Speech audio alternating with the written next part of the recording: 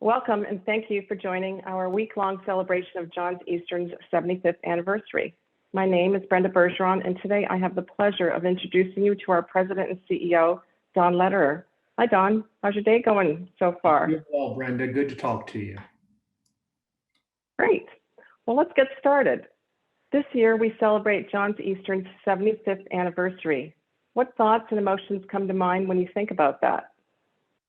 You know, the 75th anniversary, I think, is a number that caused me to step back and pause a bit more than what anniversaries have in the past. 75 is a pretty big number, and I've read a couple of articles that say that the typical family-owned business lasts about 24 years, and Johns Eastern is still owned by the Johns family, so technically it's still a family-owned company. And for us to get to number 75, I think says a lot about our founders, a lot about what we are all about.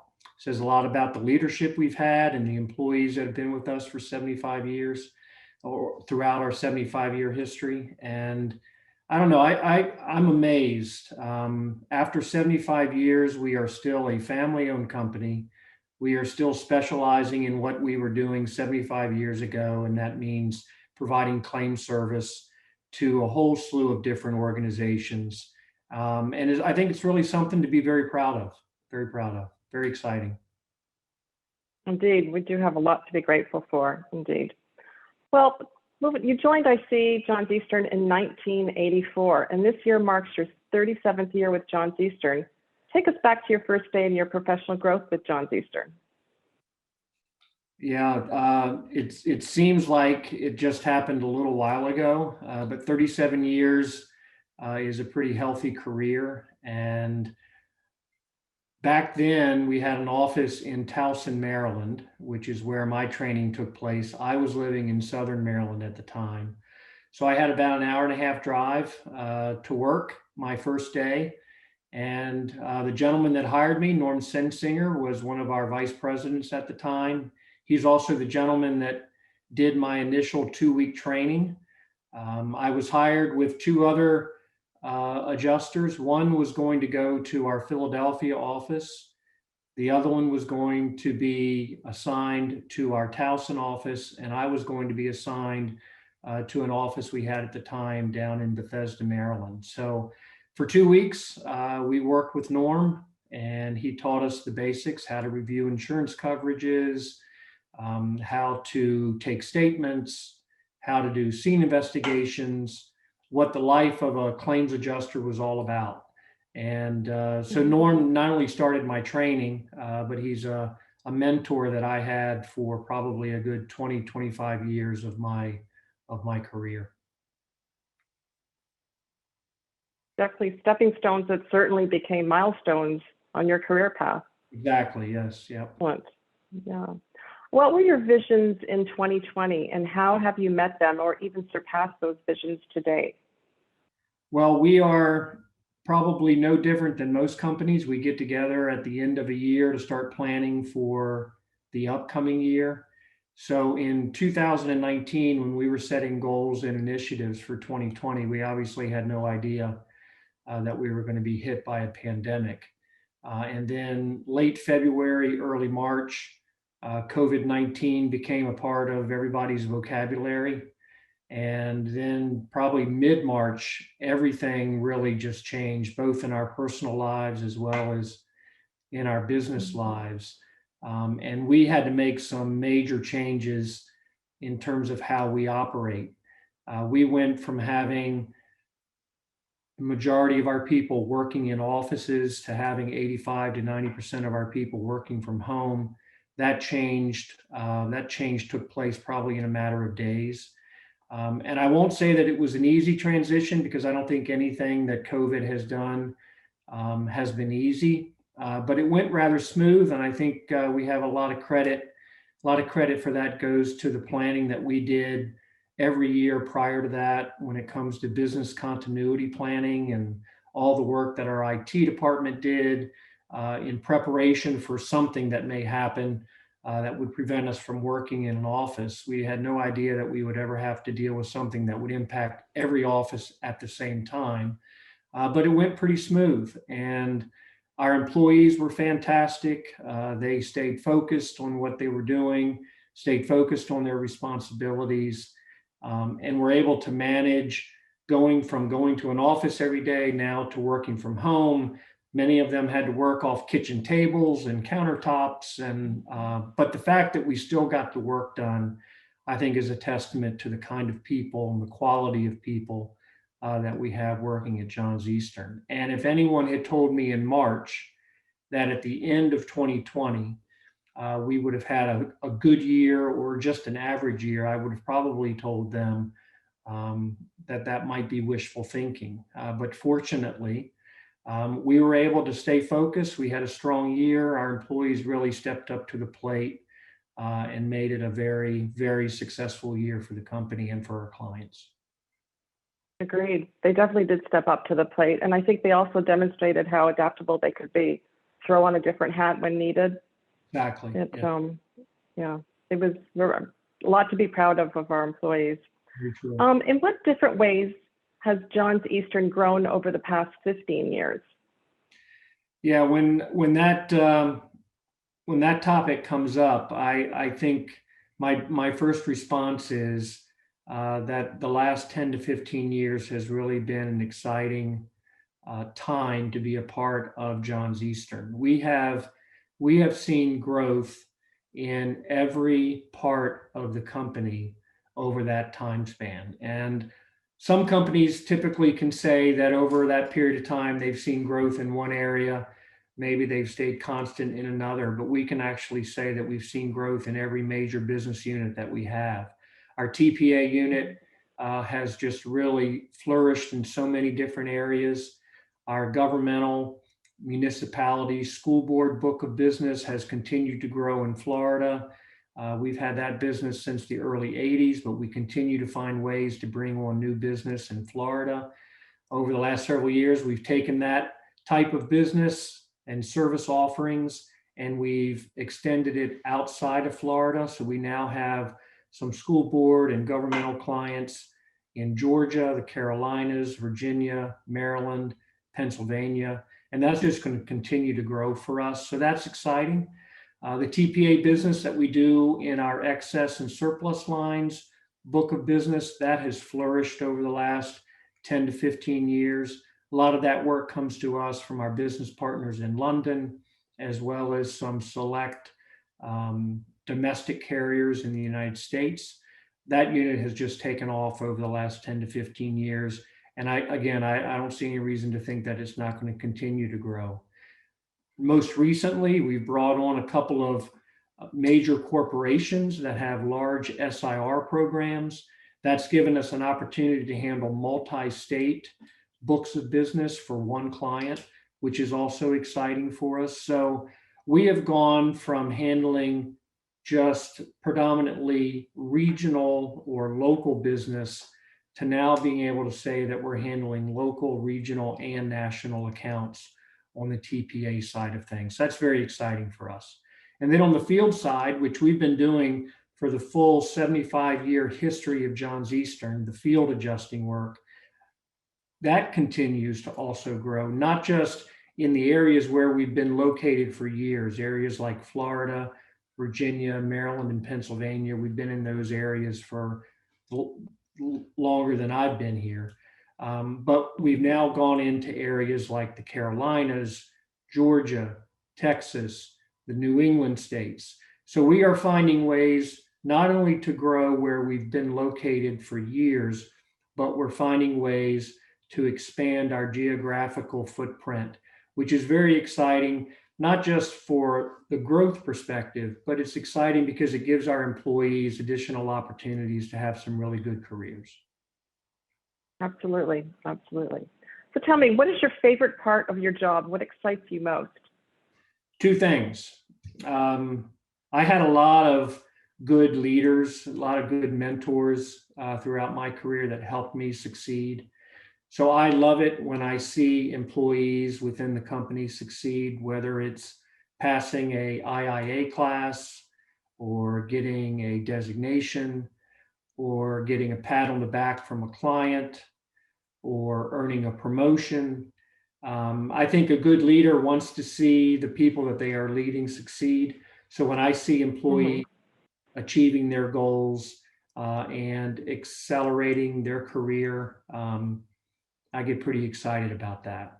The second thing is our clients. When we have a current client renew for another contract or renew to keep giving us business, that's always exciting. But when we bring on that new account, that has a little extra piece of excitement to it because there's so many people that work behind the scenes to get us ready for a new book of business. And when we convince someone to come to us and to rely on us for their claims team, their claims service, that's exciting because I think that sends a message to everybody at Johns Eastern that's working on that opportunity that they're doing a good job, and it's a way that everybody gets rewarded. So those are the two areas that really get me fired up. Great. Well, I will say you certainly lead by example, and you continue to inspire all of us at Johns Eastern. So we appreciate that. Thank you.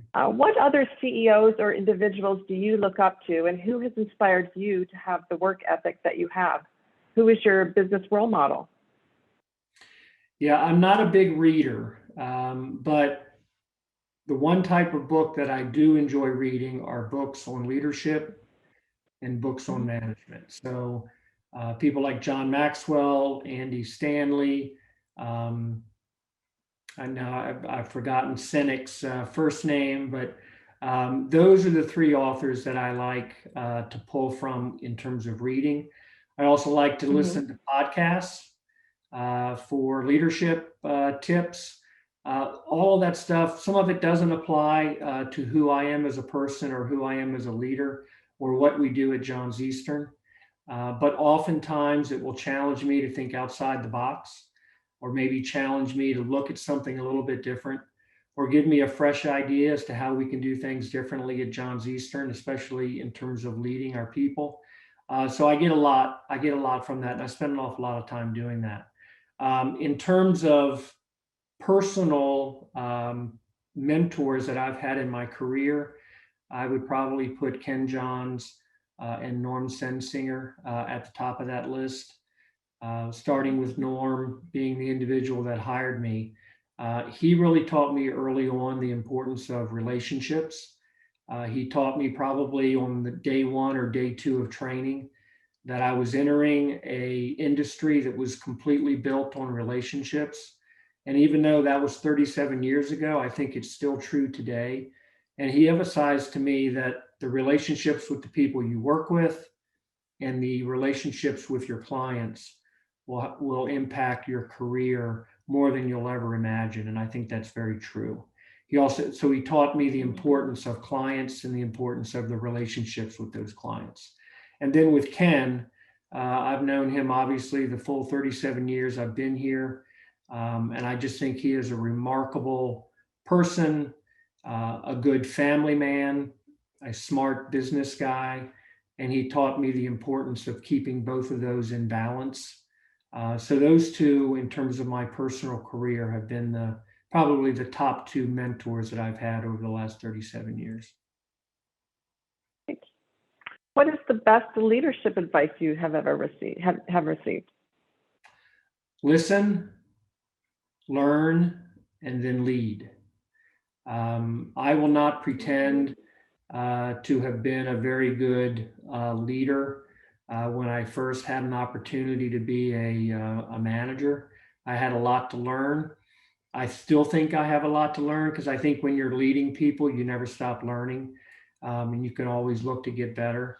But years ago, and I can't tell you exactly where I heard this or if it was in a book or a podcast, but the gentleman that I was either reading or listening to mentioned, as a leader, you should first put yourself in a position to listen to the people that you are leading and take the time to actually listen to what they're saying and learn from what they are telling you, and then have a willingness to incorporate that into where you are leading them and where you are taking the organization as a whole.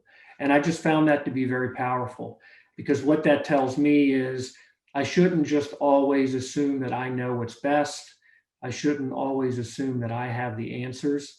A lot of times, our most important and valuable answers actually come from the people that I'm trying to lead, and I have to show a willingness and the ability to listen to that. And some of this stuff sticks, some of it doesn't. But the more I listen, the more I will learn, and the more I learn, the stronger the leader I think I can be. Absolutely. Excellent advice. Our last question, what is your vision for Johns Eastern? In what ways do you expect to grow? I'll tell you, I expect to grow in all the areas. That's what we should be doing. I think we are in a great position. After 75 years, I still don't think we've come anywhere close to what Johns Eastern can become as a company. I think that there is still a lot of potential to grow in all of our business units. I think there is still a lot of potential for us to grow geographically. And I think in order to be successful at doing that, we're going to have to maintain focus on three areas. The first area has to be our employees. We have to maintain a focus on providing challenging careers for people, giving them an opportunity to learn, giving them an opportunity to challenge themselves, and an opportunity to grow. If we do that, then we'll have the workforce necessary in order for us to take care of the second priority, and that's our clients. We have to continue to focus on what our clients need, what their goals are, what their initiatives are, and continue to partner with them in a way that helps them be successful. And then the third area is technology. Technology, back when I was hired, was nothing more than basically a telephone on your desk and a hand recorder that you used when you dictated reports or when you took someone's statement. We are now obviously, heck, I still remember when we first got our first fax machine and we all gathered around the fax machine to see the first message come across, and we thought, wow, we've reached the limit. And now technology is everywhere, and we have to continue to be willing to invest both in terms of manpower and also our financial resources, so that we can continue to offer our clients and our employees the best of technology that's available in the claims industry. So we stay focused on those three things. I think we'll continue to be successful as a company. We'll continue to be able to help our employees have great careers. We'll help our clients be successful, and the company will continue to flourish, and the company will continue to grow. And we'll be having this conversation again with our next milestone anniversary. Exactly. I think we'll need to do this before we get to 100, because I don't think I'll be available. But this is great. It's a great idea. Well, great. Well, that's all the time we have for today. Don, thank you for joining us. It's been a pleasure. Stay tuned for more interviews with our management team as we continue to celebrate our 75th anniversary.